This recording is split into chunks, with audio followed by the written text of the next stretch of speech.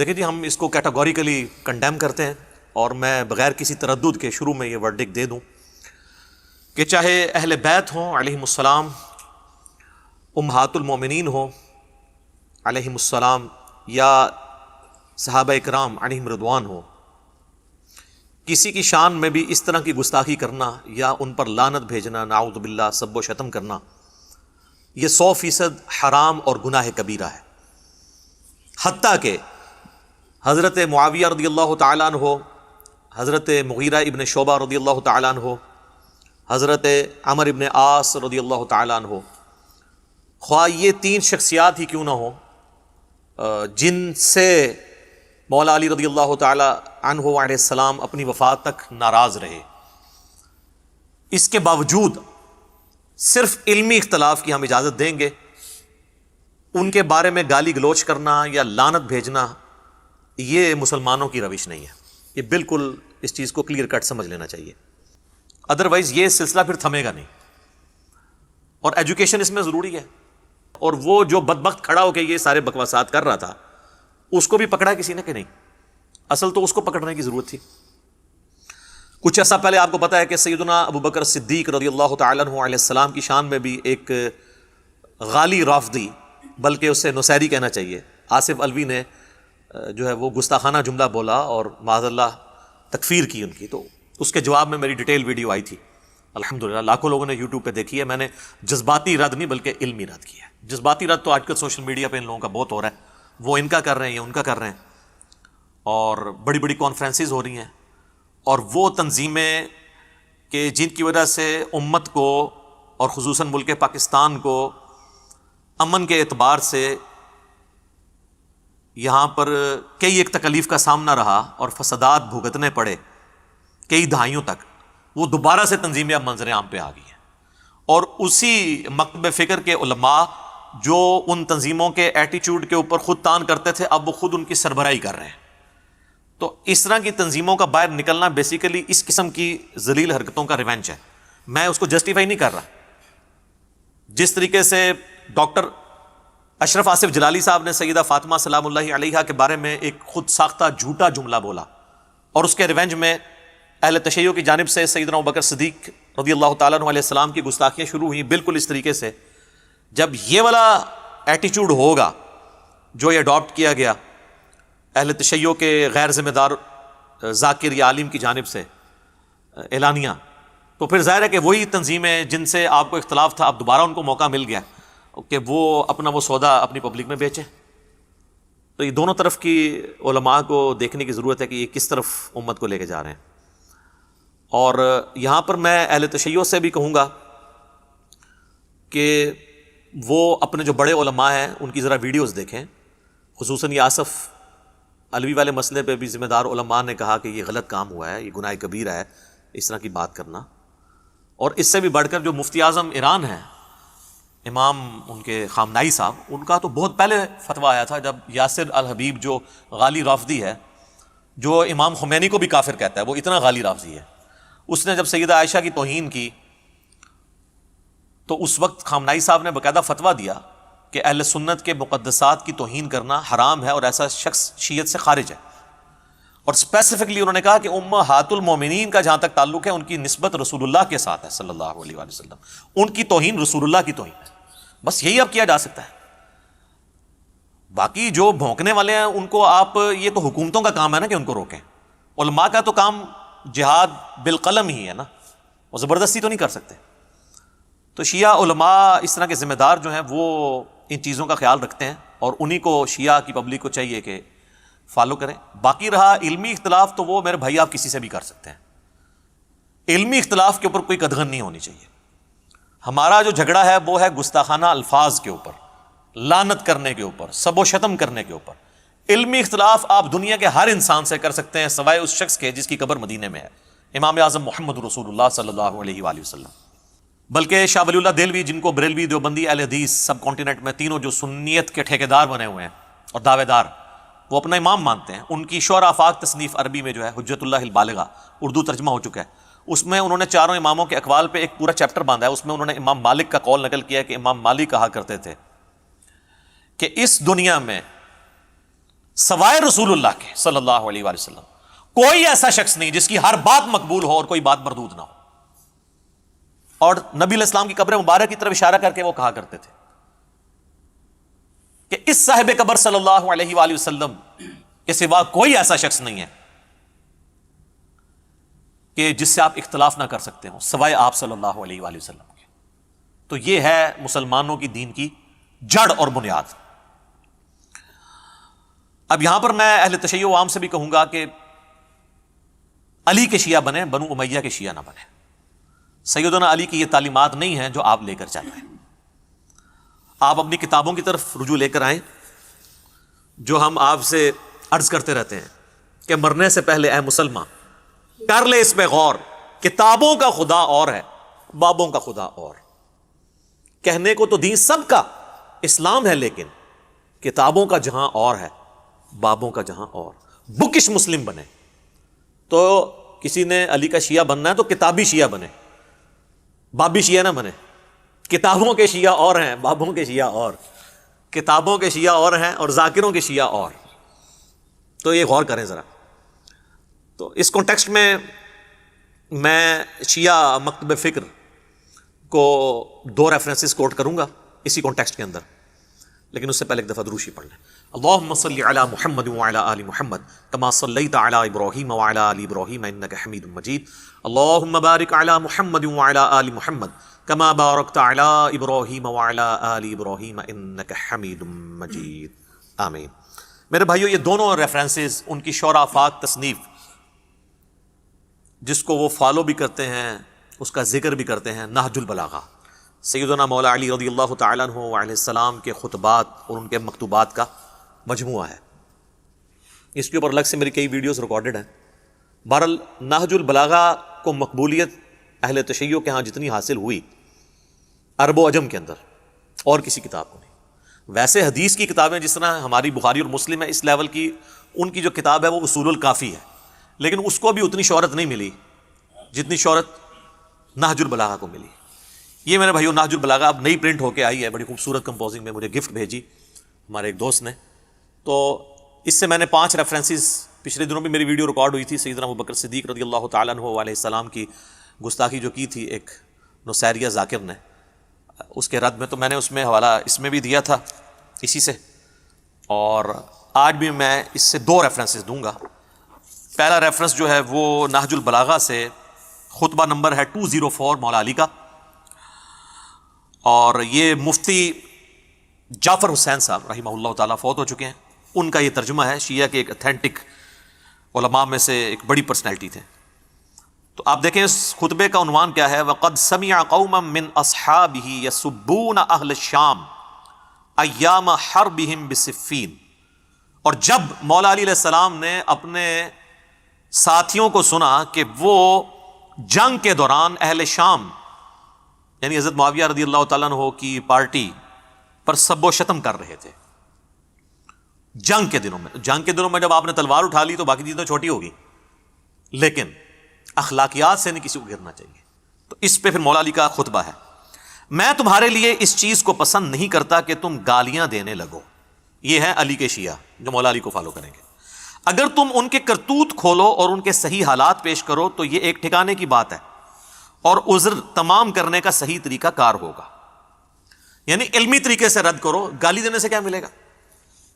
تم گالم گلوچ کے بجائے یہ کہو خدایا ہمارا بھی خون محفوظ رکھ اور ان کا بھی، اور ہمارے اور ان کے درمیان اصلاح کی صورت پیدا کر اور انہیں گمراہی سے ہدایت کی طرف لا تاکہ حق سے بے خبر حق کو پہچان لیں اور گمراہی اور سرکشی کے شیدائی اس سے اپنا رخ موڑ لیں. یہ ہے میرے بھائیوں ایک طریقہ پازیٹیو چیزوں کو ہائی لائٹ کرنے کا. اور مزے کی بات بتاؤں، اسی سے ملتا جلتا خطبہ اہل سنت کے ہاں آپ کو المستدرک للحاکم میں مل جائے گا. انٹرنیشنل نمبر کے مطابق 8658 نمبر حدیث ہے جس میں مولا علی کے الفاظ ہیں کہ اہل شام کو گالی مت دو بلکہ ان کے کرتوتوں کو برا کہو، یا ان میں جو برے لوگ ہیں ان کو برا کہو، ان کو گالی مت دو. تو یہ نہج البلاغہ میں بھی خطبہ آ گیا اور المستدرک للحاکم کے اندر بھی آ گیا. اچھا، دوسرا ریفرنس وہ ہے مولا علی رضی اللہ تعالیٰ عنہ علیہ السلام نے ایک مکتوب لکھا تھا معاویہ ابن ابی سفیان کے نام. یہ خط نمبر ہے مکتوب نمبر 6. اچھا یہ جو میں آپ کو نمبرنگ بتا رہا ہوں یہ پوری دنیا میں سٹینڈرڈ ہے, عربی میں, فارسی میں, اردو میں, ایون جتنے ورژن آپ کو ملیں گے پرنٹنگ والے سب میں نمبرنگ یہی ہوگی, خطبوں کی اور مکتوب کی. یہ خط ہے. یہ خط انہوں نے لکھا ہے جب حضرت معاویہ نے خلیفہ وقت کی بیعت سے انکار کیا, امام وقت کے خلاف بغاوت کی, تو اس میں حضرت علی نے ان کو سمجھانے کے لیے کیا لکھا, جن لوگوں نے ابو بکر, عمر اور عثمان کی بیعت کی تھی انہوں نے میرے ہاتھ پر اسی اصول کے مطابق بیعت کی ہے جس اصول پر وہ ان کی بیعت کر چکے تھے. یعنی مولا علی یہ کہہ رہے ہیں کہ میری خلافت کی دلیل یہ ہے کہ جس اصول پہ خلفائے ثلاثہ کی بیعت ہوئی ہے, جن اصحاب نے کی ہے, اسی اصول کے اوپر میری بیعت ہوئی ہے جن پہ خلفائے ثلاثہ کی ہوئی تھی. اچھا بعض شیعہ کہتے ہیں یہ انہوں نے بیسیکلی الزامی جواب کے طور پہ حضرت معاویہ کو کہا تھا, اس کا یہ مطلب نہیں کہ وہ خلفائے ثلاثہ کی بیعت کو درست سمجھتے تھے, نہ, یہ آپ نے غلط رزلٹ نکالا ہے. یہ مکتوب خود اپنی حفاظت کرے گا کہ آپ اپنا لقمہ اس کے منہ میں نہیں ڈال سکتے. آگے جا کے مولا علی کہیں گے کہ وہ اصحاب جنہوں نے 3 خلفاء کو چنا تھا اور مجھے بھی چنا ہے, ان کا چننا اس میں اللہ کی خوشنودی ہے اور ان اصحاب کی مخالفت اللہ کی مخالفت ہے. تو بات ہی ختم ہو گئی. اب آپ جتنی مرضی اپنی پبلک کو کہانیاں کرواتے رہیں, باطل تو نہیں داخل ہو سکتا. اب وہ کیا کہتے ہیں, اور اس کی بنا پر جو حاضر ہے اسے پھر نظر ثانی کا حق نہیں, اور جو بروقت موجود نہ ہو اسے رد کرنے کا اختیار نہیں, اور شورا کا حق صرف مہاجرین اور انصار کو ہے, اور اگر وہ کسی پر ایکا کر لیں اور اسے خلیفہ سمجھ لیں تو اسی میں اللہ کی رضا اور خوشنودی سمجھی جائے گی. اب جو کوئی اس کی شخصیت پر اعتراض یا نیا نظریہ اختیار کرتا ہوا الگ ہو جائے تو اسے وہ سب اسی طرح واپس لائیں گے جدھر سے وہ منحرف ہوا ہے. اب دیکھیں وہ کہہ رہے ہیں اللہ کی رضا ہے, جو ہٹے گا اسے واپس لایا جائے گا. وہ سورۃ الحجرات میں بھی آیا نا کہ اگر مسلمانوں کا کوئی گروہ باغی ہو جائے اور وہ نہ سمجھ رہا ہو تو اسے قتال کر کے آمادہ کرو کہ واپس آئے. اسی کے تحت مولا علی نے جنگ جمل صفین اور نہروان لڑی تھی. اور اگر انکار کرے تو اس سے لڑیں, یہ وہی بات آ گئی, کیونکہ وہ مومنوں کے طریقے سے ہٹ کر دوسری راہ پر ہو لیا ہے, اور جدھر وہ پھر گیا ہے اللہ بھی اسے ادھر ہی پھیر دے گا. اے معاویہ میری جان کی قسم اگر تم اپنی نفسانی خواہشوں سے دور ہو کر عقل سے دیکھو تو سب لوگوں سے زیادہ مجھے عثمان کے خون سے بری پاؤ گے, مگر یہ کہ تم بہتان باندھ کر کھلی ہوئی چیزوں پر پردہ ڈالنے لگے ہو. والسلام.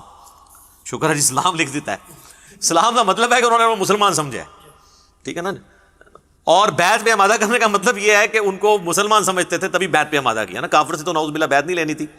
تو آپ یعنی وہ سلام بھیج رہے ہیں اور آپ جناب لانتے بھیج رہے ہیں. آپ دیکھ لیں, آپ علی کے شیعہ ہیں یا بنو امیہ کے شیعہ ہیں یا ان کے شیعہ ہیں جن کے نام مولا علی نے خط لکھا ہے, تو آپ اسی کے شیعہ بنیں جو جس کا شیعہ آپ کو بننا چاہیے, پارٹی کا بندہ, مولا علی کا پارٹی کا بندہ. اچھا میرے بھائیو, یہ جو سب و شتم کا ٹاپک ہے یہ انتہائی سینسٹیو ٹاپک ہے, اور اس کے ساتھ کئی ایک چیزیں جڑی ہوئی ہیں, کئی ایک تلخ حقائق جڑے ہوئے ہیں کہ اس کی بنیادیں کہاں ہیں. یہ حقیقت بات ہے کہ یہ سب و شتم کا سلسلہ بنو امیہ کے دور میں شروع ہوا سیدنا علی بن ابی طالب پر, اور پھر اس کے ریونج میں جو مولا علی کے شیعہ تھے وہ بھی ایکسٹریم رویے پر گئے, اور انہوں نے وہی کام جو ہے وہ بنو امیہ کے ساتھ اور بلکہ ان کی وجہ سے نعوذ باللہ خلفائے ثلاثہ کے اوپر کرنا شروع کر دیا.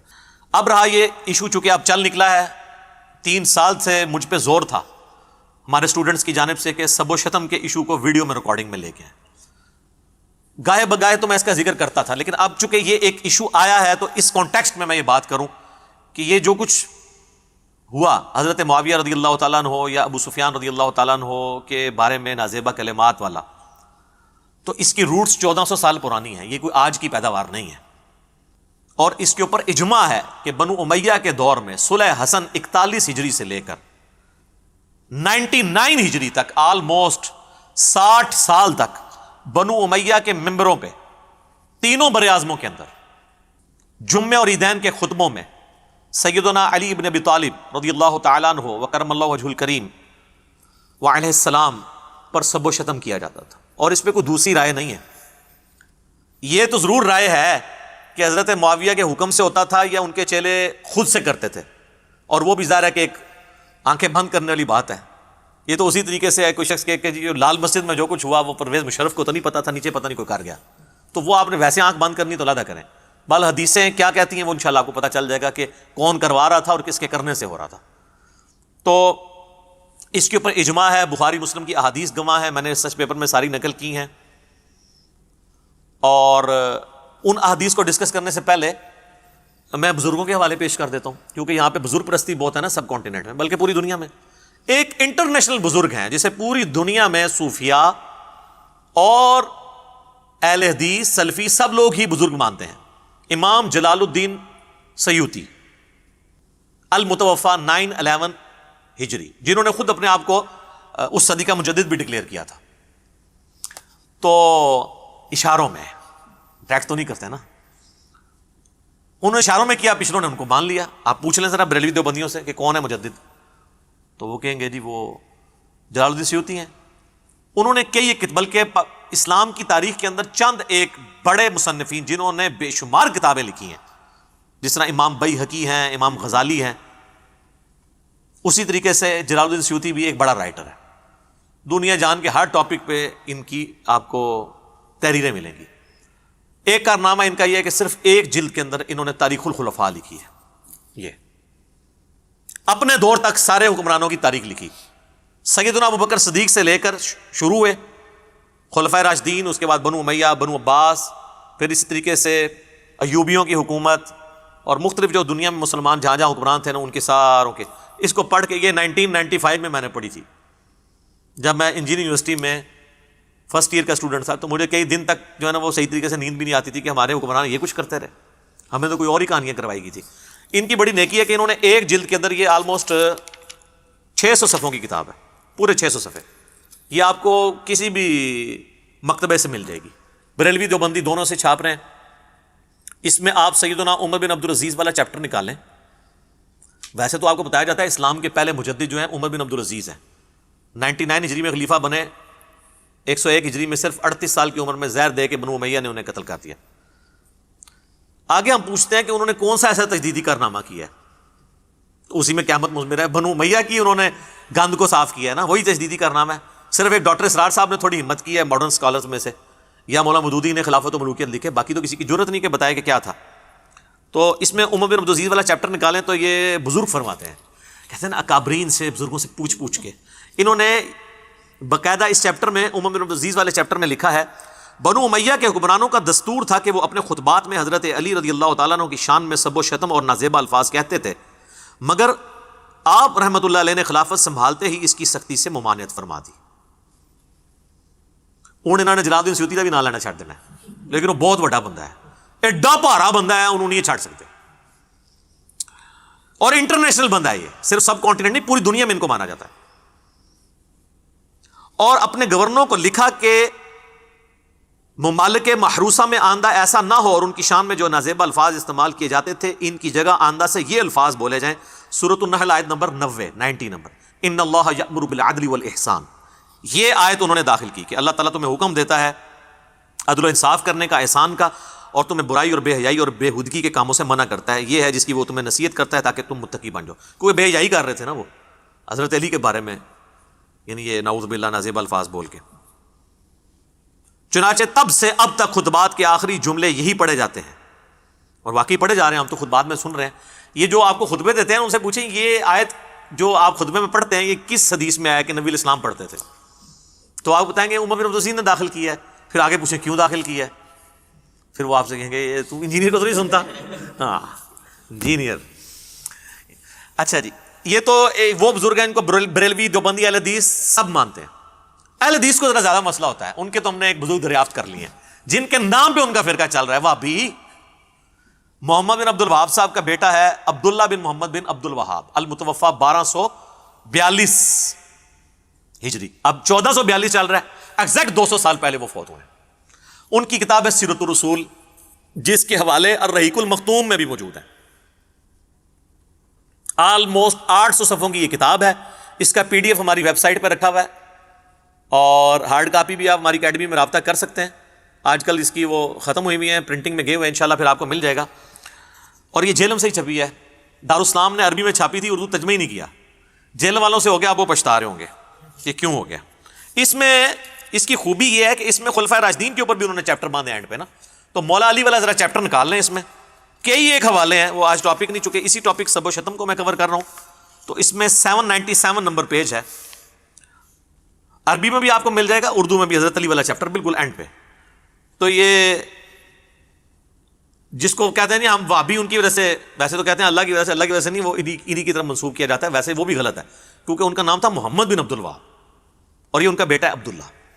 وہ لکھتے ہیں بنو امیہ ان کی تنقیص اور ان کے بارے میں نازیبا الفاظ استعمال کرتے رہے، مگر اس سے علماء کے دل میں ان کی محبت بڑھ گئی، مولا علی کی، اور قدر و منزلت میں اضافہ ہو گیا. عمر بن عبداللہ بن زبیر کہتے ہیں رحمہ اللہ تعالی بنو امیہ 60 سال تک ان کو گالیاں دیتے رہے مگر ان کا کچھ نہ بگاڑ سکے، بلکہ ان کی شان پہلے سے بھی بلند ہو گئی. دین نے ایک عمارت کھڑی کی جس کو دنیا نے گرانے کی کوشش کی، دنیا کچھ نہ بنا سکی، اور جو کچھ بنایا اس کو بھی منہدم کر دیا. یعنی مولا علی سے جو ٹکرایا وہ خود ہی بدنام ہوا ہے.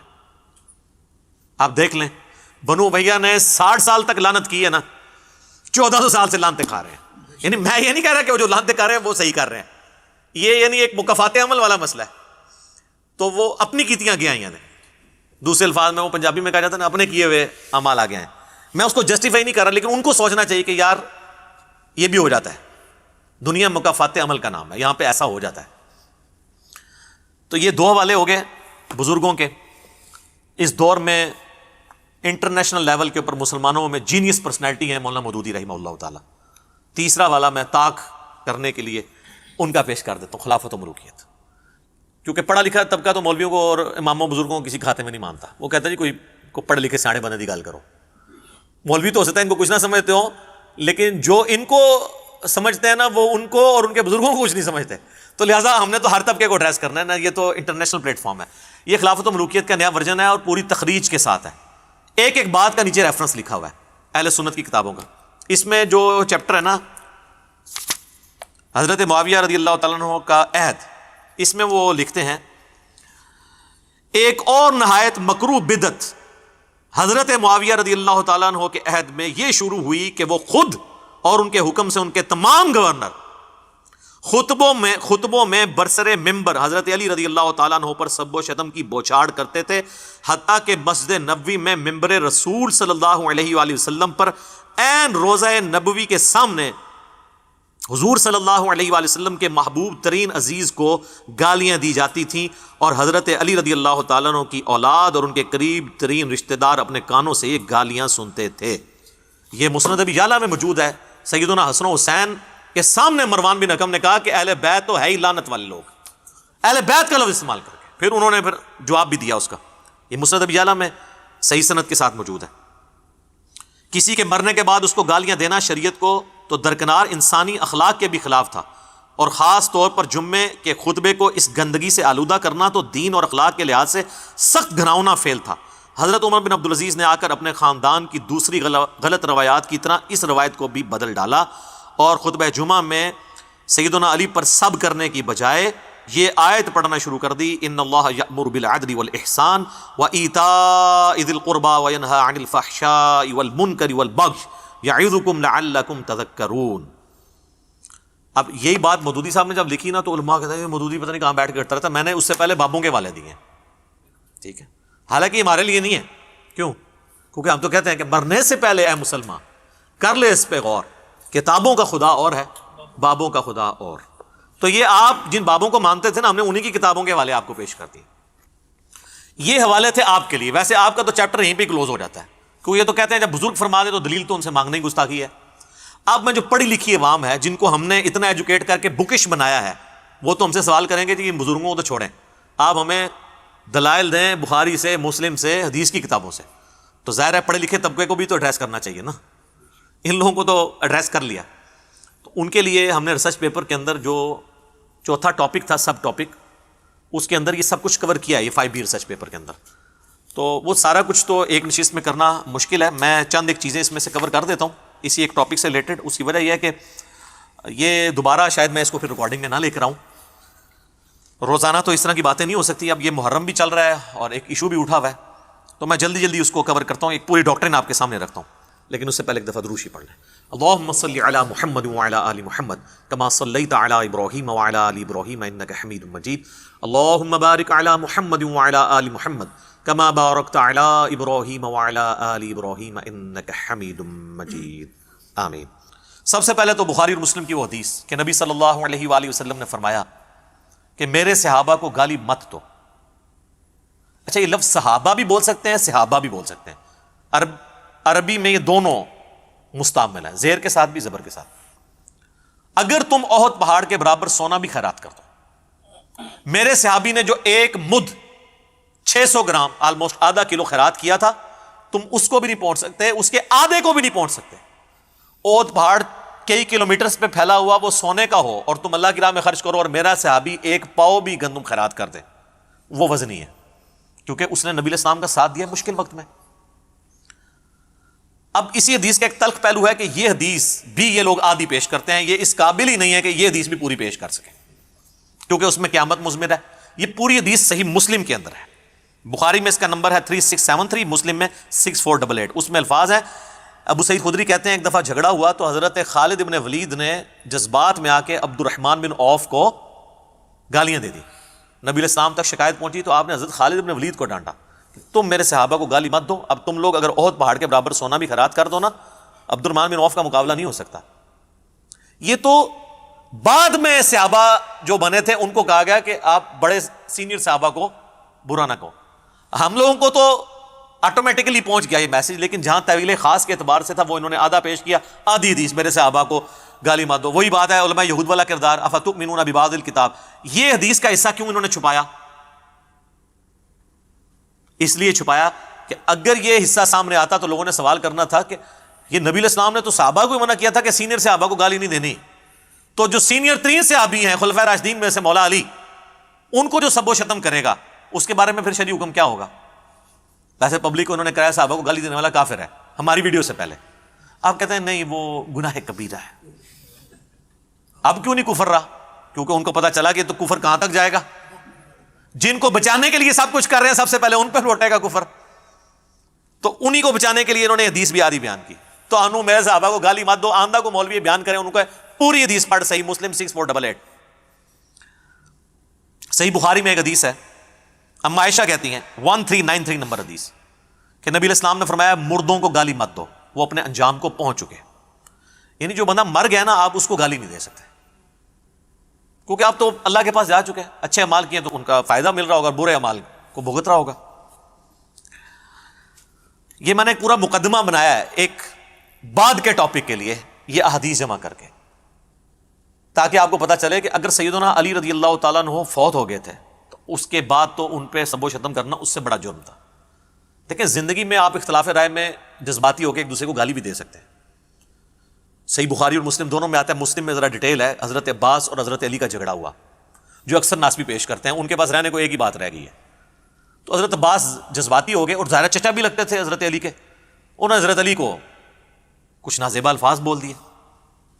وہ کہتے ہیں دیکھیں جی یہ تو بنو ہاشم کے اندر سے سلسلہ شروع ہوا ہے جو ہے صحابہ پہ سب و شتم کرنے کا. ایک واقعہ پکڑا ہوا ہے، یہ تو آمنے سامنے جھگڑا ہوا ہے تو معاملہ ہی اور ہے. مرنے کے بعد آپ کا غصہ ہی ٹھنڈا نہ ہو، آپ 60 سال تک گالیاں نکالتے رہیں، تو اس پہ تو آپ کو ذہنی مریض ہی کہا جا سکتا ہے.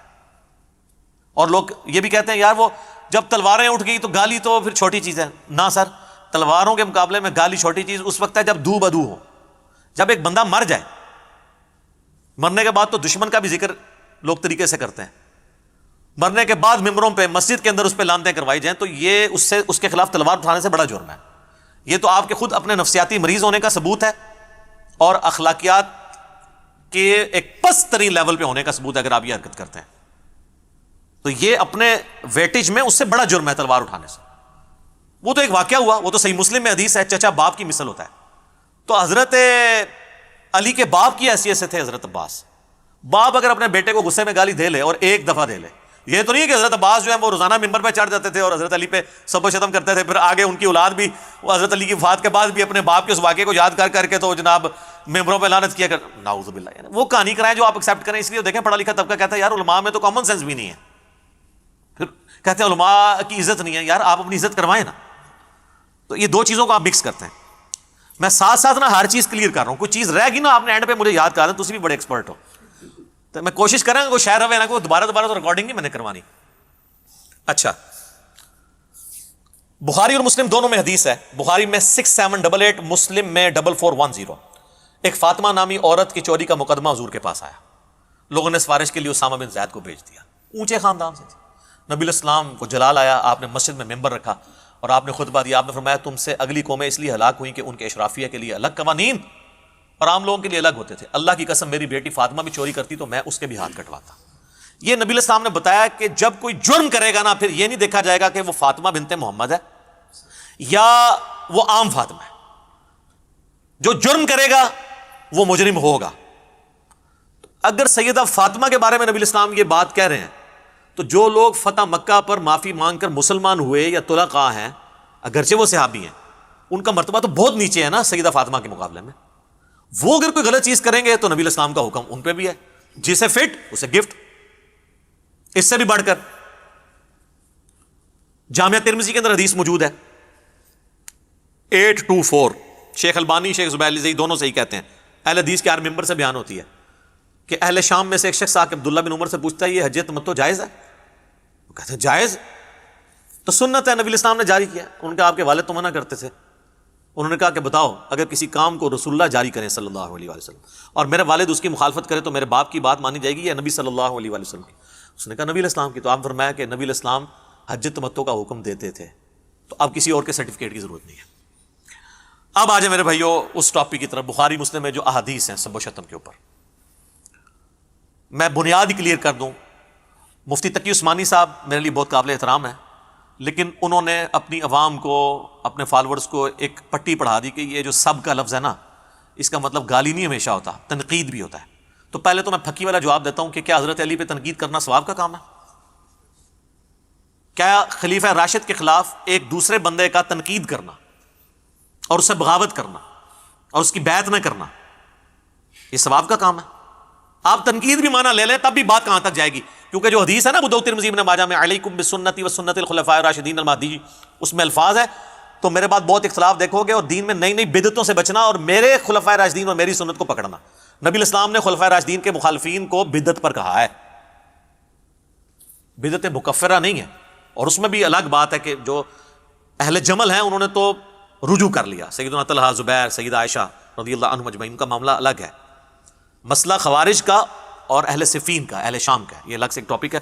فی الحال میں اس طرح تو سب کا ترجمہ وہ کہتے ہیں جی تنقید تنقید, یہ گالی تو انہوں نے خود سے بنا لیا ہے. اچھا تو سر پھر آپ اس میں بھی کہہ دیا کریں میرے صحابہ کو تنقید مت کرو, وہاں ترجمہ کرتے ہیں سب کا گالی مت دو. ہم یہ کہتے ہیں کہ سب کا ترجمہ مسلم میں خود ہوا ہے, مسلم میں سب نہیں لعنت کے الفاظ موجود ہیں, وہ ہم آپ کو حدیث بتاتے ہیں. یہ بخاری میں بھی حدیث ہے, بخاری میں اس کا نمبر ہے 3703 اور مسلم میں ڈیٹیل کے ساتھ ہے 6229. اہل مروان, آل مروان جو تھے بنو امیہ, ان میں سے ایک شخص مدینے کا حاکم بنتا ہے اور سہل ابن سعد السعدی کو بلاتا ہے ممبر پر اور کہتا ہے کہ حضرت علی کے بارے میں نازیبا کلمات کہو. وہ انکار کرتے ہیں, وہ سابقون الاولون میں سے ہیں, بلکہ وہ شیعان علی میں سے ہیں. بنو امیہ کے دور میں حضرت علی کے فضائل بیان کیا کرتے تھے. بخاری مسلم آپ کھول کے دیکھیں, لوگ ان کو جب حج کے موقع پر ملتے کہ آپ چند اصحاب میں سے ہیں سینئر جو باقی ہیں جنہوں نے رسول اللہ کی صحبت کی, تو آپ ہمیں بتائیں, تو وہ ایک حدیث سنایا کرتے تھے بڑی گج وج کے کہ اللہ کی قسم میں جانتا ہوں کہ غزوہ احد کے موقع پر جب رسول اللہ کے دانت شہید ہوئے تو کون تھا جو حضور کے زخم دھوتا تھا اور کس نے مرہم پٹی کی. تو کہتے ہیں کہ نبی الاسلام کا خون نہیں رکتا تھا, تو مولا علی ایک ڈھال میں اس کو الٹا کر کے برتن بنا کے اس میں پانی لے کے آئے اور سیدہ فاطمہ پانی لے کے حضور کا زخم دھوتی تھی, اور وہ جب زخم سے خون رسنا بند نہ ہوا تو انہوں نے کاٹن کا ایک کپڑا جلا کے اس کی راکھ رکھی تو خون رک گیا. اور وہ یہ ہر جگہ چیخ چیخ کے یہ حدیث سناتے تھے, کیونکہ بنو امیہ کے دور میں حضرت علی پہ سب و شتم ہو رہا تھا تو وہ حضرت علی کے فضائل بیان کرتے تھے. لہٰذا انہوں نے پھر سوچا کہ یار اسی بندے کو جو مولا علی کا شیعہ ہے اسی سے ہی حضرت علی پہ لعنت کرا دیں تو باقی تو سارے ایکسیپٹ کر لیں گے, قبائلی سسٹم ہے. تو ان کو بلایا گیا سہل ابن سعد السعدی کو اور کہا کہ تم حضرت علی پہ سب و شتم کرو. تو انہوں نے کہا نہیں, کبھی نہیں ہو سکتا ایسے. ان کا چلو تم اگر یہ نہیں کہہ سکتے لعن اللہ ابا تراب کہہ دو, نعوذ باللہ. یہ الفاظ ہیں مسلم 6229, ابو تراب علی ابن ابی طالب پر لعنت, نعوذ باللہ. ابو تراب کا مطلب ہے مٹی والا, اور یہ نام بنو امیہ حقارت سے لیتے تھے, مٹی والا. ہم بھی کسی کو کہیں گے مٹی والا. اس پہ پھر سہل ابن سعد نے کہہ کر لگایا, انہوں نے کہا تم تو حضرت علی کی تنقید کرتے ہو ابو تراب کہہ کے. بنو امیہ جب ابو تراب کہے تو آپ سمجھیں گے وہ تحقیر سے کہہ رہے ہیں, جبکہ حضرت علی سب سے زیادہ اس نام سے خوش ہوتے تھے. تو ان کے اچھا یہ پھر نام کیسے پڑا؟ انہوں نے کہا ایک دفعہ سیدنا علی اور سیدہ فاطمہ کا میاں بیوی ہونے کے ناطے اختلاف ہوا تو حضرت علی ناراض ہو کے گھر سے نکل کے. اچھے خاوند ایسے ہی ہوتے ہیں, بیویوں سے جھگڑا ہو تو بیویوں کو نکالنے کے بجائے چپ کر کے سٹ کے باہر نکلو. ہم بھی ایسے ہی کرتے ہیں. اچھا, نبی علیہ السلام آئے تو آپ نے فاطمہ سے پوچھا, سیدہ فاطمہ سے, علی کدھر ہے, تیرے چچا کا لڑکا. ویسے تو حضرت علی رشتے میں چچا لگتے تھے, لیکن ظاہر آپ رشتہ ہو چکا تھا اس لیے چچا کا لڑکا کا. تو انہوں نے کہا اس طرح ناراض ہو کے چلے گئے. تو نبی علیہ السلام نے ایک صحابی کو بھیجا, ڈھونڈو. سیدنا علی مسجد میں لیٹے ہوئے اور مٹی میں, واپس آ کے نبی علیہ السلام کو بتایا اب رسول اللہ صلی اللہ علیہ وسلم نے کیا پروٹوکول دیا ہے, یہ آپ کی عظمت ہے کہ آپ جن سے محبت کرتے ہیں ان کو پروٹوکول بھی دیتے ہیں. آپ نے یہ نہیں کہا کہ علی کو بلا کے لاؤ, علی نے خود حاضر ہو جنت کے قدموں میں. آپ خود چل کے گئے, اٹھایا جسم سے مٹی جھاڑی, کہا اٹھ ابو تراب, اٹھ ابو تراب, اے مٹی میں لپٹنے والے اٹھ. سیدنا علی کو یہ اتنا پسند آیا کہ انہوں نے اپنی کنیت ابو الحسن, حالانکہ لوگ انہیں ابو الحسن کہتے تھے, وہ اسے پسند نہیں کرتے تھے, وہ کہتے مجھے ابو تراب کو. تو وہ بنو امیہ کہتے ہیں کہ جی آپ ابو تراب ہی کہہ دو. انہوں نے کہا نہیں کہیں گے. تو یہ سب کا ترجمہ جو تقی عثمانی صاحب نے آپ کو پڑھایا ہے نا, تھوڑی کتابیں بھی پڑھ لیں, کتابوں پہ بھی غور کر لیں, مرنے سے پہلے ہے مسلمان کر لیں اس پہ غور. کتابوں کا خدا اور ہے, بابوں کا خدا اور, کتابوں کا دین اور ہے, بابوں کا دین اور, کتابوں کے دین کو فالو کریں. اب آ جائیں میرے بھائیوں صحیح مسلم کی اس حدیث کی طرف. انٹرنیشنل نمبر کے مطابق ہے 6220. سعد ابن ابی وقاص رضی اللہ تعالیٰ عنہ, یہ آخر میں فوت ہونے والے بدری صاحب میں سے 56 ہجری میں حضرت معاویہ کے دور میں فوت ہوئے ہیں. صحیح مسلم کے الفاظ ہیں کہ حضرت سعد ابن ابی وقاص حضرت معاویہ کے پاس بیٹھے تھے تو حضرت معاویہ نے ان کو حکم دیا, امر معاویہ سعد, معاویہ نے سعد کو حکم دیا. تو انہوں نے انکار کیا اور کہا میں ہرگز, پھر اس میں آگے الفاظ ہیں, جب انکار کیا تو حضرت سعد سے حضرت معاویہ نے پوچھا آپ کو کون سی چیز منع ہے کہ آپ ابو تراب پر سب نہیں کرتے. یہاں پہ ابو تراب تحقیر کی نیت سے ہے کیونکہ بنو امیہ ابو تراب. تو حضرت سعد ابن ابی وقاص نے فرمایا میں کبھی ابو تراب پر, سیدنا علی پر سب نہیں کروں گا. جو کچھ میں نے رسول اللہ سے ان کی شان میں سن رکھا ہے, خصوصاً 3 باتیں, مجھے تو ان میں سے ایک بھی مل جاتی تو میرے لیے سرخ اونٹوں سے بہتر ہوتا. اور سعد وہ ہیں جو عشرہ مبشرہ میں سے ہیں, اور بخاری مسلم کے الفاظ ہیں. مولا علی کہتے ہیں میں نے اپنی زندگی میں صرف سعد کے لیے رسول اللہ کی زبان سے سنا ہے کہ میرے باپ باپ تیرے پہ قربان. یہ ماموں بھی لگتے تھے نبی اسلام کے. سعد ابن مالک نام ہے ان کا, اور سعد ابن ابی وقاص بھی ہے کیونکہ ان کے والد مالک کی کنیت ابی وقاص. یہ دونوں ایک ہی صحابی کے نام ہیں. اندازہ کریں, جن کو رسول اللہ کہہ رہے ہیں میرے ماں باپ قربان, وہ کہہ رہے ہیں مجھے تو علی والی ایک فضیلت بھی مل جائے نا تو کیا میرے لیے سرخ اونٹوں سے بہتر ہے. اچھا, اب یہاں پہ ناسبیوں نے اور سنیوں کا دفاع کرنے والے اماموں میں سے امام نووی جو کوشش کرتے ہیں, وہ کہتے ہیں جی اصل میں تو حضرت معاویہ کے دور میں لوگ حضرت علی پہ سب و شتم کرتے تھے, ہم مانتے ہیں. تو حضرت یہ جو سعد ابن وقاص کو حضرت معاویہ نے حکم دیا تو وہ کسی اور کام کے لیے بلایا تھا, کوئی اور کام کہہ رہے تھے ان کو نا. تو اس کے بعد حضرت معاویہ نے پوچھا آپ کو کون سی چیز مانے ہے کہ آپ حضرت علی پہ سب نہیں کرتے. تو وہ کہنا یہ چاہ رہے تھے کہ باقی سب لوگ تو حضرت علی کو گالیاں نکالتے ہیں, آپ کیوں نہیں نکالتے, مجھے آپ حضرت علی کے کوئی فضائل سنائے تاکہ میں ان لوگوں کو قائل کروں. ہائے ہائے ہائے, اوے کہانیاں اور بناؤ جیڑی کوئی سنی جائے. یقین کریں یہ آپ اپنے کسی 5ویں کلاس کے بچے کو بتائیں گے نا, وہ بھی آپ کے اوپر ہنسے گا کہ یار آپ کے بزرگوں کا یہ علمی لیول تھا. یہ امام نووی اس طرح کی کہانیاں کروا کے گئے ہیں, باقی وہ تو چھوڑ دیں. 7ویں صدی ہجری کے اندر بڑا امام ہے جس نے مسلم کی شرح لکھی اور تبویب کی, باب باندھے. اچھا, بہرحال وہ ہمارا معاویہ کے بعد ہے کہ معاویہ نے حکم دیا اور سعد ابن ابی وقاص کہہ رہے ہیں کہ میں کبھی بھی یہ کام نہیں کروں گا. تو اسی کا حکم دیا تھا, جو مرضی کر لیں. بہرحال ابن تیمیہ کو داد دینی چاہیے, ابن تیمیہ نے مسئلہ حل کر دیا. ابن تیمیہ نے شیعہ کے رد کے اندر منہاج السنہ لکھی ہے, جو اہل حدیث دیوبندی ایون بریلوی بھی پیش کرتے ہیں. اردو ترجمہ بھی ہے اس کا, عربی بھی ہے. انہوں نے شیعہ کے جو اعتراضات نقل کیے ہیں نا, ان میں اس مسلم کی حدیث کو بھی نقل کیا ہے.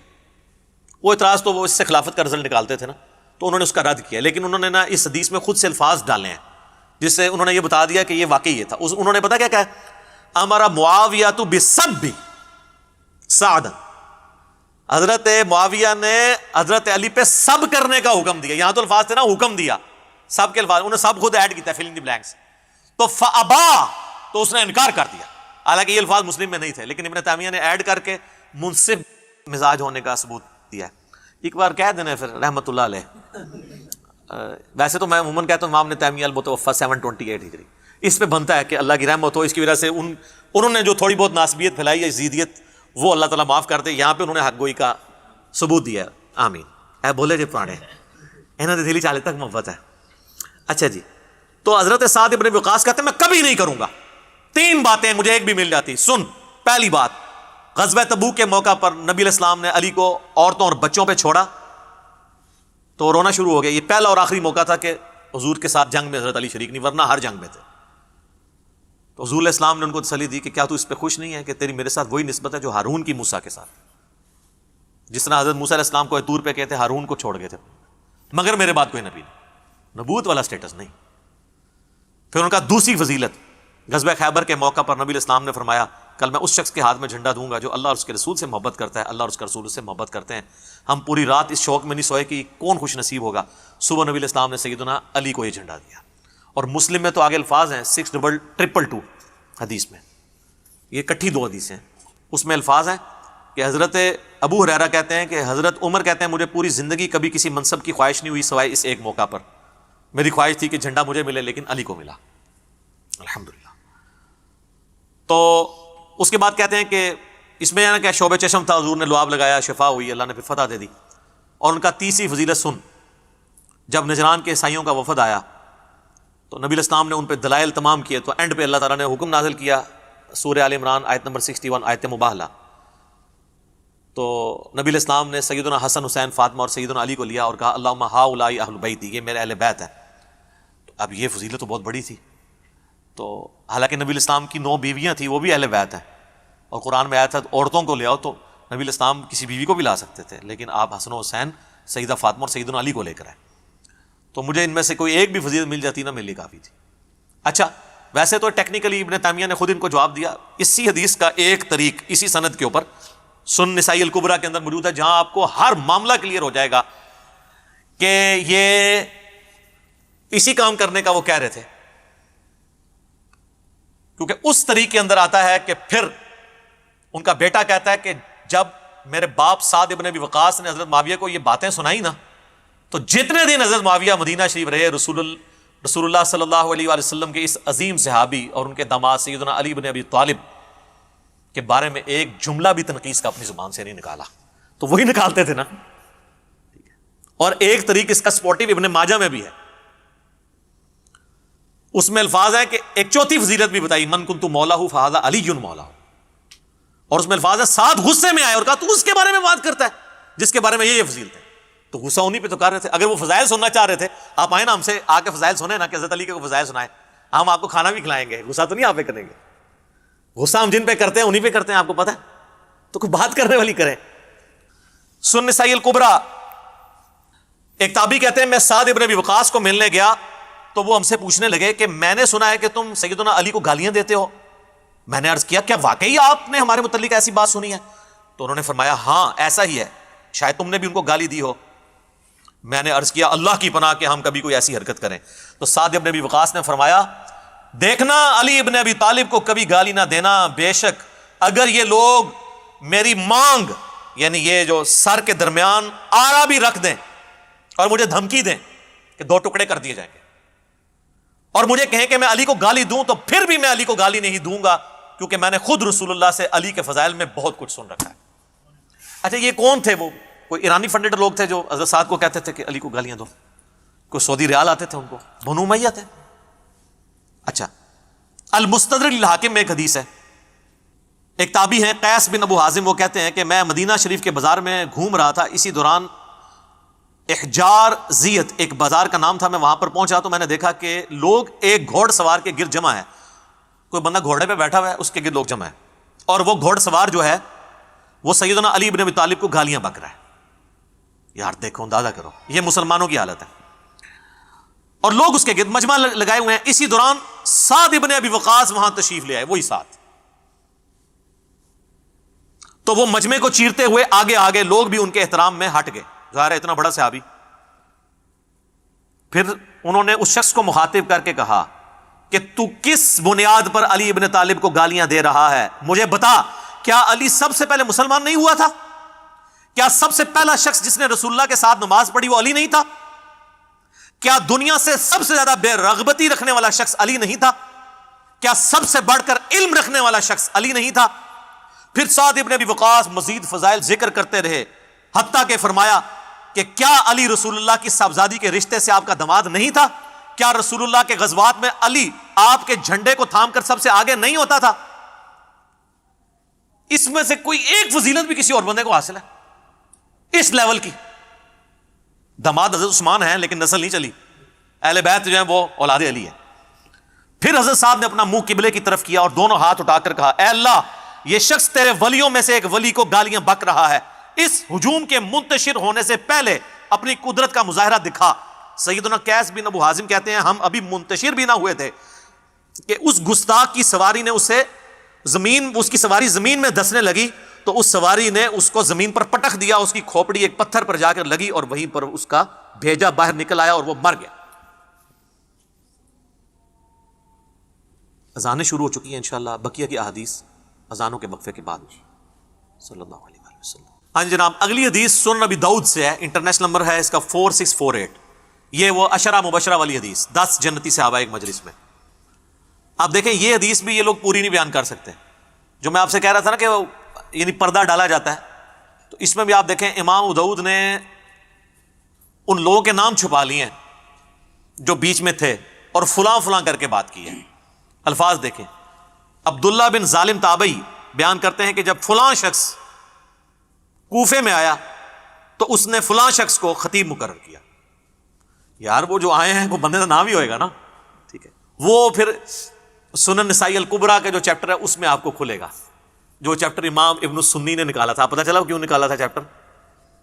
تاکہ یہ فلاں فلاں والا بھی معاملہ، لیکن امام نسائی کا یہ چیپٹر تو آ چکا ہے نا جی، عربی میں تو پہلے سے تھا۔ یہ دونوں سسپینس ہیں، یہ فلاں فلاں کون تھا وہ اگلی روایت میں، ابھی آپ مزہ لیں اس کا۔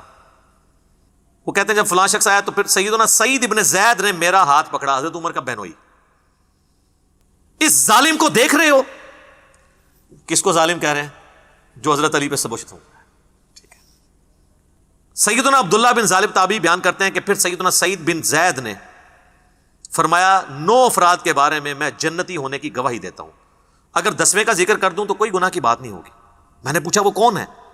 تو انہوں نے فرمایا کہ رسول اللہ صلی اللہ علیہ وآلہ وسلم کوہ ہیرا پر کھڑے ہو کر فرمانے لگے، اے ہیرا پہاڑ تھم جا، تجھ پر اس وقت نبی یا صدیق یا شہید تو موجود ہیں۔ پھر میں نے پوچھا وہ 9 افراد کون ہیں؟ تو سعید ابن زید نے کہا کہ رسول اللہ صلی اللہ علیہ وآلہ وسلم،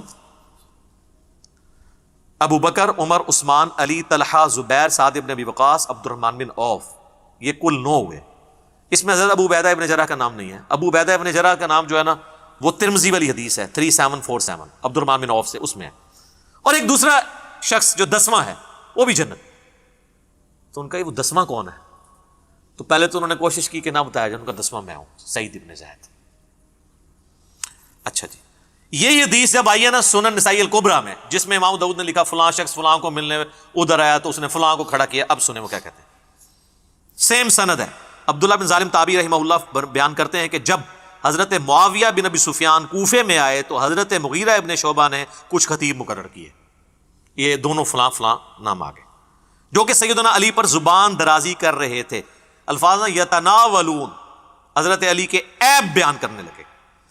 چنانچہ سعید ابن زید نے میرا ہاتھ پکڑا اور فرمایا، اس ظالم کو دیکھتے ہو؟ یہ ایک جنتی شخص پر لعنت کروا رہا ہے۔ کون؟ یا مغیرہ ابن شعبہ کو انہوں نے کہا یا حضرت معاویہ کو۔ یہ مجھے کہتے ہیں جی ظالم مغیرہ کے الفاظ کدھر ہیں؟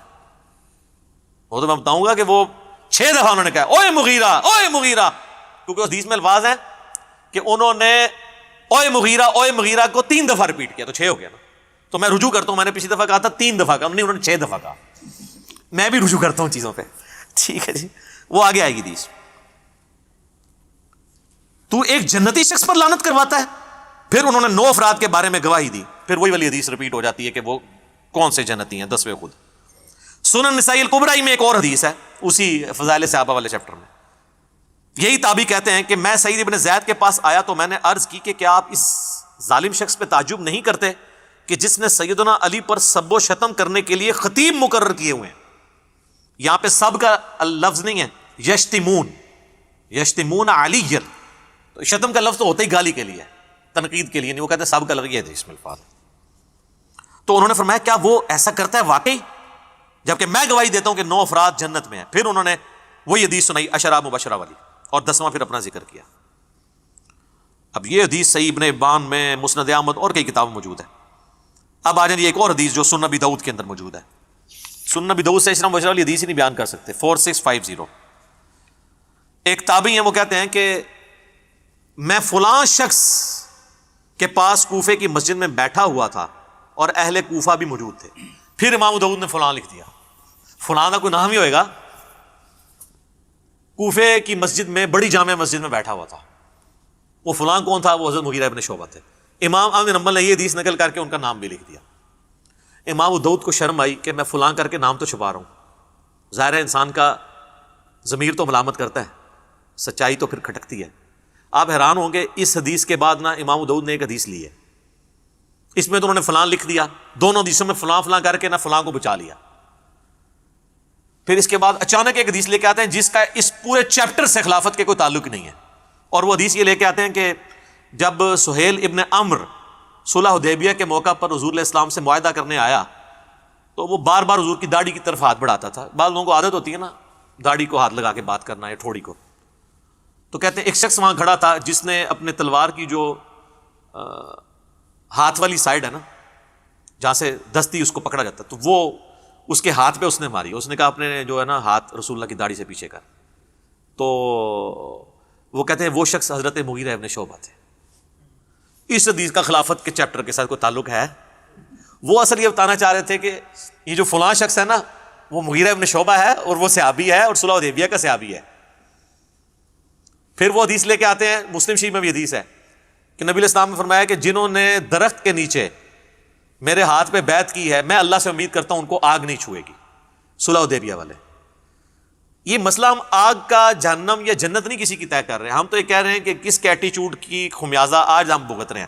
آج اگر ہمارے پاس طاقت ہو ہم ان کو دوبارہ دنیا میں لیں اور ان کہیں کہ حضرت دیکھیں آپ لوگوں کی وجہ سے اس وقت امت کی کیا حالت ہوئی ہے، تو وہ بھی اپنے اس عمل کے اوپر پچھتائیں، چاہے وہ حضرت معاویہ رضی اللہ تعالیٰ عنہ ہوں، عمرو بن عاص ہوں یا مغیرہ ابن شعبہ ہوں رضی اللہ عنہم اجمعین۔ تو وہ کہتے ہیں فلاں شخص کے پاس آ کے میں بیٹھ گیا تو اتنے میں سعید ابن زید وہی حضرت عمر کے بنوئی وہاں پہنچے، تو اس فلاں شخص نے ان کو اپنے پاس تخت پہ بٹھا لیا۔ اس وقت اب مسجدوں میں تخت لگے ہوتے تھے کیونکہ گورنر وہیں بیٹھتے تھے، ایک پورا ایک سلسلہ تھا، مسجد ہی آفس ہوتی تھی۔ ان کا استقبال کیا۔ اتنے میں ایک شخص جس کا نام قیس بن علقمہ تھا وہاں پر آیا، تو حضرت مغیرہ ابن شعبہ، یعنی یہاں تو انہوں نے لکھا فلاں نے اس کا بڑا استقبال کیا، اور اس نے مسلسل گالی گلوچ شروع کر دی۔ جس نے ابھی ہو گئی، بوڑھوں کو عادت ہوتی ہے نا، وہ جو ساتھ بیٹھے ہوتے ہیں ان کو پتا ہوتا ہے کہ کس کو گالیاں نکال رہا ہے، نیا بندہ پوچھتا ہے کیوں لگیا ہے، چاہے وہ کبھی حکمران کو نکال رہا ہو کسی مولوی کو، تو ساتھ کے لوگ تو جانتے ہیں، تو اس نے سیدھی گالیاں نکالی، فلانا یہ اس پہ لعنت، یہ نام لیے بغیر۔ تو حضرت سعید ابن زید نے کہا یہ کس کو گالیاں نکال رہا ہے؟ تو انہوں نے کہا یہ علی ابن ابی طالب کو نکال رہا ہے۔ یہ فلاں نے جب کہا، فلاں کون؟ مغیرہ ابن شعبہ، مسند احمد میں آ جائے گا آگے۔ اللہ اکبر۔ اب ادھر تو فلاں ختم نہیں ہو سکتا تھا نا، یہاں پہ الفاظ ہیں، سعید ابن زید نے فرمایا میں دیکھ رہا ہوں کہ تمہارے سامنے اصحاب رسول کو گالیاں دی جاتی ہیں اور تم اس کو نہ تو برا سمجھتے ہو نہ ان لوگوں کو روک رہے ہو، حالانکہ میں نے خود رسول اللہ سے یہ بات سنی تھی اور میں اس بات سے ڈرتا ہوں کہ میں کوئی ایسی بات رسول اللہ کی طرف منسوب کروں جو آپ نے نہ فرمائی ہو اور قیامت والے دن رسول اللہ مجھ سے پوچھ لیں کہ تو نے مجھ پہ جھوٹ کیوں باندھا تھا۔ وہ کہہ رہے ہیں میں تو ڈرتا ہوں، میں نے خود رسول اللہ سے یہ سنا تھا کہ ابو بکر جنت میں ہے، عمر جنت میں ہے، عثمان جنت میں ہے، علی جنت میں ہے، طلحہ جنت میں ہے، زبیر جنت میں ہے، سعد ابن ابی وقاص جنت میں ہے، عبد الرحمن بن عوف بھی جنت ہے، اور میں 10ویں کا نام بھی بتا سکتا ہوں۔ پھر حضرت سعید ابن زید خاموش ہو گئے، مسجد میں آوازیں بلند ہونا شروع ہو گئی کہ وہ 10واں شخص کون ہے۔ تو انہوں نے فرمایا وہ 10واں شخص میں سعید ابن زید۔ اللہ۔ پھر فرمایا تم سب سن لو، رسول اللہ کی مائیت میں کسی صحابی کا چہرہ غبار آلود ہونا تم میں سے کسی کے سارے عمر کے نیک اعمال کرنے سے بہتر ہے، خواہ اسے سیدنا نوح علیہ السلام جتنی عمر ہی کیوں نہ دے دی جائے۔ یہ آپ کو حدیثیں تو بیان کرتے ہیں، آپ کو یہ نہیں بتاتے یہ حدیثیں کن لوگوں کو سنائی جاتی تھی، جن لوگوں کا آپ دفاع کر رہے ہیں اور جن کے فضائل آپ کو سنانے چاہیے ان کے فضائل سنانے کو آپ رافضیت کہتے ہیں۔ تو پھر سب سے بڑے رافضی تو سعید ابن زید ہوئے، نعوذ باللہ۔ یہی حدیث پھر مسند احمد میں نے پورا اس کا ایک طریق نقل کیا، اس میں الفاظ موجود ہیں، اور اس میں الفاظ ہے جب وہ گالیاں دیتا ہے نا وہ قیس بن علقمہ، تو حضرت سعید ابن زید غصے میں کہتے ہیں اوے مغیرہ، اوے مغیرہ، اور حدیث کے الفاظ ہیں وہ 3 دفعہ کہتے ہیں، یعنی 6 ہو گئے. تو کہتے ہیں یہ کہاں؟ وہ کہتے ہیں جی صحابی سے اس طریقے سے تو نہیں بات کر سکتا تھا. یار حضرت علی پہ لعنت ہو رہی ہو تو یہ کہا جائے گا کہ پیارے مغیرہ بھائی جان یہ کیا کر رہے ہیں آپ؟ آگ ہی لگے گی نا ایک سابقون الاولون میں سے سعید ابن زید کو. ٹھیک ہے، اللہ اکبر. پھر انہوں نے پوری وہ حدیث بیان کر دی. ایک اور حدیث سنن نسائی الکبریٰ کے اندر ہے، وہی فضائل صحابہ والے چیپٹر میں. اس میں تو واضح الفاظ ہیں کہ وہی تابعی عبداللہ کہتے ہیں کہ حضرت مغیرہ نے خطبہ دیا اور اس میں سیدنا علی کو سب و شتم کا نشانہ بنایا، تو اس پہ سعید ابن زید نے فرمایا میں گواہی دیتا ہوں کہ میں نے رسول اللہ سے خود سنا تھا، اے ہیرا پہاڑ تھم جا، تجھ پر اس وقت نبی، صدیق اور شہید ہی تو ہیں. پھر نبی علیہ السلام نے فرمایا ابو بکر، عمر، عثمان، علی، طلحہ، زبیر، سعد ابن ابی وقاص، عبد الرحمن بن عوف اور سعید ابن زید سب جنت میں ہیں. عشرہ مبشرہ کی رٹ لگائی ہوتی ہے اہل سنت کے ہاں، یہ عشرۃ مبشرۃ حدیث بھی نہیں 10 جنتی صحابہ کی بیان کر سکتے، آدھی بیان کرتے ہیں. ایک اور حدیث سنن نسائی الکبریٰ کے اندر یہی تابعی کہتے ہیں کہ میں سعید ابن زید کے سامنے بیٹھا تھا تو وہ فرمانے لگے ہمارے حکمران ہمیں حکم دیتے ہیں کہ ہم اپنے بھائیوں پر لعنت کریں. الفاظ ہیں نلعن اخواننا، یہ کہتے ہیں سب کا مطلب تنقید ہے، اس میں لعنت کے الفاظ ہیں. اور بے شک ہم تو کبھی لعنت نہیں کریں گے بلکہ ہم تو ان کے لیے اللہ کی بارگاہ میں دعا ہی کریں گے. میں نے رسول اللہ سے خود یہ بات سنی تھی کہ آپ فرما رہے تھے ان قریب میرے بعد بہت فتنے ہوں گے. بنو امیہ کو سعید ابن زید کہہ رہے تسی وہی فتنے ہو جڑے حضور نے دسے سن، ساڑھے تے مسلط ہو گے، اور ایسے ایسے ہوگا. اسی دوران ایک شخص وہاں آیا اور اس نے سعید ابن زید سے کہا میں تو حضرت علی سے دنیا میں ہر چیز سے بڑھ کے محبت کرتا ہوں.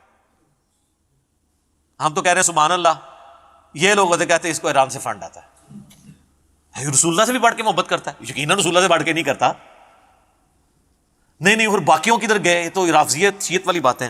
سعید ابن زید کو جب اس نے کہا نا کہ یہ تو لعنت کرواتے ہیں اور میں علی کو ہر چیز سے بڑھ کر محبوب رکھتا ہوں، اس پر سعید ابن زید نے کہا تمہیں بشارت ہو تم ایک جنتی انسان سے محبت کرتے ہو. پھر سعید نے کہا سنو، رسول اللہ سے میں نے خود سنا تھا ابو بکر، عمر، عثمان، علی، طلحہ، زبیر، عبد الرحمن بن عوف، سعد ابن ابی وقاص یہ سب جنت میں ہیں. اگر چاہوں تو 10ویں کا نام بھی بتا سکتا ہوں. 10ویں وہ خود تھے. پھر جب لوگوں نے زور لگایا تو پھر انہوں نے اپنا نام بتایا. ایک اور حدیث ہے سنن نسائی الکبریٰ کے اندر اور یہ ابو داؤد کے اندر موجود ہے. عبد الرحمن تابعی کہتے ہیں کہ سعید ابن زید حضرت مغیرہ ابن شعبہ کے پاس بیٹھے تھے تو حضرت مغیرہ نے حضرت علی کے بارے میں نازیبا الفاظ کہے تو سعید ابن زید وہیں پر کھڑے ہوئے اور فرمایا میں رسول اللہ سے خود یہ سن چکا ہوں کہ اہل قریش میں سے 10 لوگ جنتی ہیں. رسول اللہ، ابو بکر، عمر، عثمان. اچھا اس میں انہوں نے حضرت علی کا نام حضرت عثمان سے بھی پہلے لے دیا کیونکہ ان پہ سب و شتم ہو رہا تھا. شیخین کی فضیلت پہ تو اہل سنت کے ہاں اتفاق ہے، لیکن حضرت علی اور عثمان والی فضیلت جو ہے اس میں اختلاف پایا جاتا ہے. تو یہاں انہوں نے حضرت علی کا نام پہلے لیا، حضرت عثمان، طلحہ، زبیر، عبد الرحمن بن عوف، سعد ابن ابی وقاص اور پھر اپنا بھی ذکر کیا. اب میں اس کو کنکلوڈ کرتا ہوں.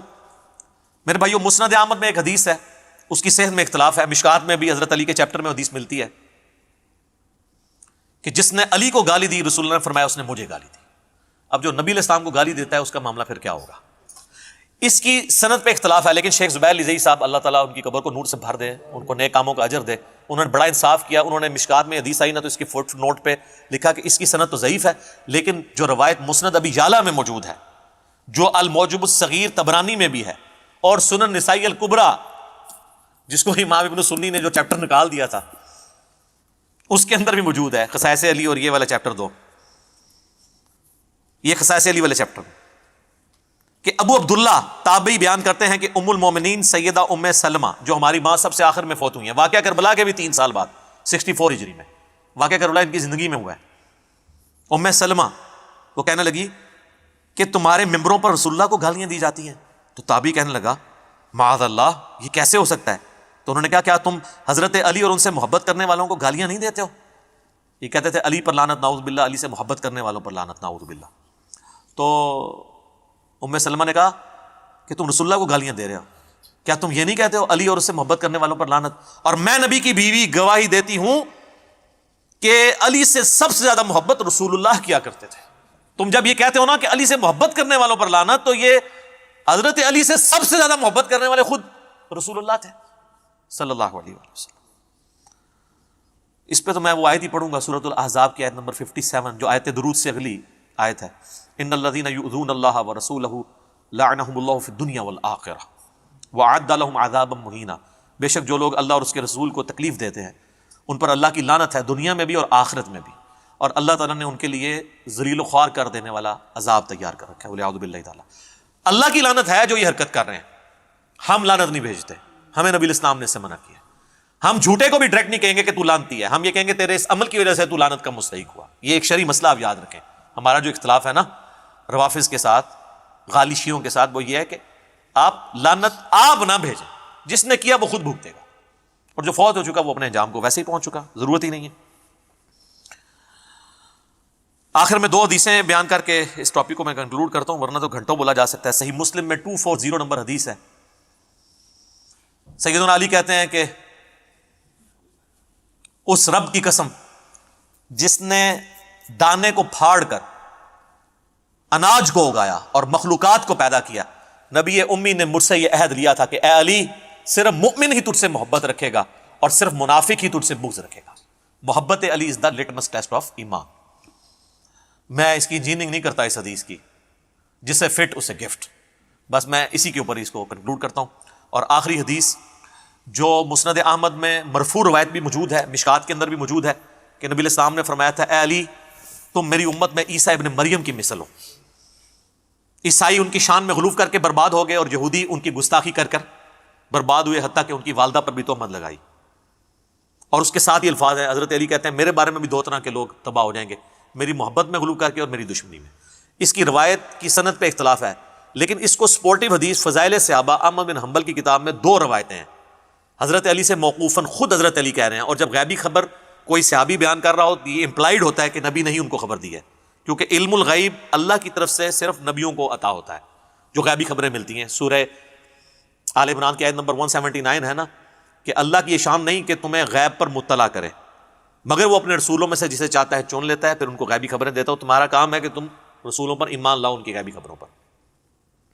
تو مولا علی کہتے ہیں کہ فضائل صحابہ احمد بن حنبل کی کتاب میں کہ میری وجہ سے 2 فرقے گمراہ ہوں گے اور میری وجہ سے 2 فرقے دوزخ میں جائیں گے۔ یہ دونوں الفاظ ہیں، ایک میری محبت میں غلوف کر کے اور ایک میری دشمنی میں، یعنی رافضی اور ناصبی۔ رافضیوں کی اکثریت جو محبت میں غلوف کرتے ہیں اہل تشیع میں پائی جاتی ہے، اور ناصبیوں کی اکثریت اہل سنت میں پائی جاتی ہے، اگرچہ اہل سنت میں ان کی کتے کی بھی اوقات نہیں ہے، لیکن وہ اپنے آپ کو چھپا کر لانچ کرتے ہیں، اور پھر ہمارے جیسے لوگ بھی دنیا میں موجود ہیں تو جو ان کو ننگا کر دیتے ہیں۔ بہرحال پریکٹیکلی مجھ سے لوگ اکثر پوچھتے ہیں، چلے آج میں یہ بھی ٹروتھ ریویل کر دیتا ہوں کہ جی ہم بار بار یہ نعرہ لگاتے ہیں کہ نہ میں وہابی نہ میں بابی، نہ ہم سو کالڈ وہابی ہیں، کوئی علمی بات کرے اسے وہابی کہتے ہیں، نہ ہم بابی ہیں، بابوں کا دفاع کرتے ہیں۔ اور بابی میں یہ سارے فرقے شامل ہیں، بریلوی، دیوبندی، اب تو خیر اہل حدیث بھی شامل ہو گئے، اور شیعہ جو اپنے بابوں کے پیچھے چلتے ہیں۔ نہ میں وہابی نہ میں بابی، میں ہوں مسلم علمی کتابی۔ بہرحال اگر ہم سے کوئی مین سٹریم جو امت میں 2 دراڑیں ہیں سنی اور شیعہ، اس میں پوچھے تو ہم کہیں گے ہم اہل سنت کے منہج پہ ہیں، انہی کی کتابیں ہم نے رکھی ہیں۔ اس کی وجہ ہے کہ پریکٹیکلی اہل سنت کا جو منہج ہے اس کو اللہ نے یہ غیبی تائید اس کے ساتھ کر دی ہے کہ اہل سنت میں ڈومیننٹ اکثریت اہل بیت سے محبت کرنے والی، اور ایون اہل بیت سے محبت کرنے والے لوگ بھی اپنے جذبات میں حد کو کراس کرتے ہوئے بنو امیہ پر لعنت نہیں کرتے، یا نعوذ باللہ یہاں پہ جو ناسبی بھی ہیں وہ بھی یعنی حضرت علی پہ سب و شتم کا نہیں سوچ سکتے، منہ چھپاتے پھرتے ہیں۔ لیکن اس کے اگینسٹ شیعہ میں ممبر ڈومیننٹ ان لوگوں کے ہاتھ میں جو خلفائے ثلاثہ پر یا حضرت معاویہ پر، عمرو بن عاص پر، مغیرہ بن شعبہ رضی اللہ عنہم اجمعین پر لعنت کرتے ہیں۔ میں قطعاً نہیں کہتا آپ ان سے علمی اختلاف نہ رکھیں، بلکہ واللہ شاید میرا علمی اختلاف آپ سے زیادہ ہو ان کے ساتھ، آپ کا جذباتی اختلاف ہے، میرا علمی ہے۔ اور رہی اہل بیت کی محبت، تو میں دنیا میں کسی سو کالڈ شیعہ سے اپنی محبت اہل بیت بھی ایکسچینج کرنے کے لیے تیار نہیں، الحمدللہ۔ تو ہمیں کسی سرٹیفکیٹ لینے کی ضرورت نہیں ہے، لیکن یہ بات ماننے والی ہے کہ اہل سنت کے منہج کے ساتھ اللہ کی غیبی تائید ہے۔